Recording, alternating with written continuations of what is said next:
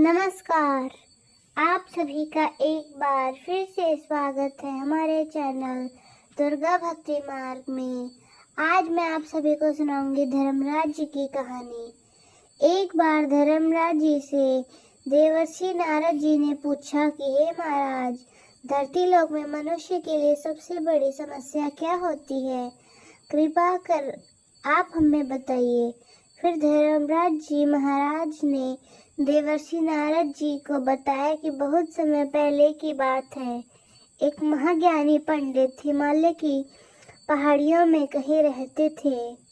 लोगों के बीच रहकर वे थक चुके थे और अब ईश्वर की भक्ति करते हुए एक सादा जीवन व्यतीत करना चाहते थे।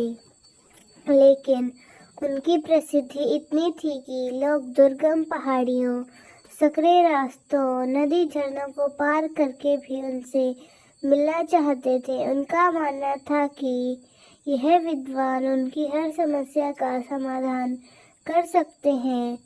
इस बार भी कुछ लोग ढूंढते हुए उनकी कुटिया तक आ पहुँचे। उन्हें इंतजार करने के लिए साधु बाबा ने कहा। 3 दिन बीत गए। अब और भी कई लोग वहां पहुंच चुके थे। अब लोगों के लिए जगह कम पड़ने लगी थी।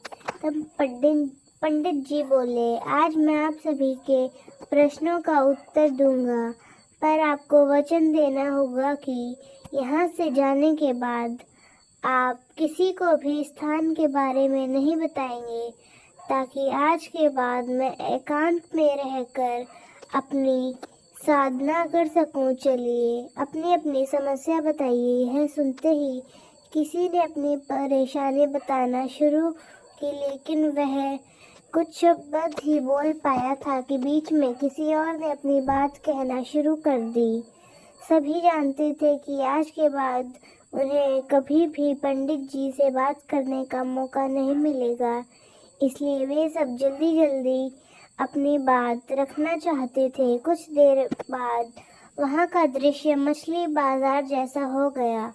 अंततः पंडित जी को चीख कर बोलना पड़ा कि कृपा करके शांत हो जाइए।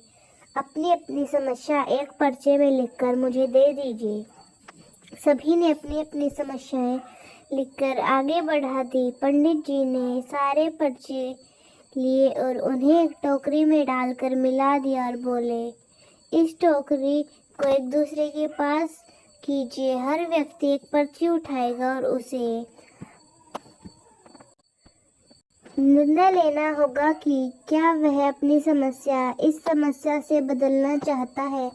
हर व्यक्ति एक पर्ची उठाता और उसे पढ़ता और सहम सा जाता। एक एक करके सभी ने पर्चियां देख ली, पर कोई भी अपनी समस्या के बदले किसी और की समस्या लेने को तैयार नहीं हुआ। सबका यही सोचना था कि उनकी अपनी समस्या चाहे कितनी ही बड़ी क्यों ना हो, बाकी लोगों की समस्या जितनी गंभीर नहीं है। 2 घंटे बाद सभी अपनी अपनी पर्ची हाथ में लिए घर लौटने लगे। वे खुश थे कि उनकी समस्या उतनी बड़ी नहीं है जितना वे सोचते थे। तो दोस्तों, कैसी लगी आपको हमारी आज की कहानी? कमेंट्स में ज़रूर बताएं। धन्यवाद।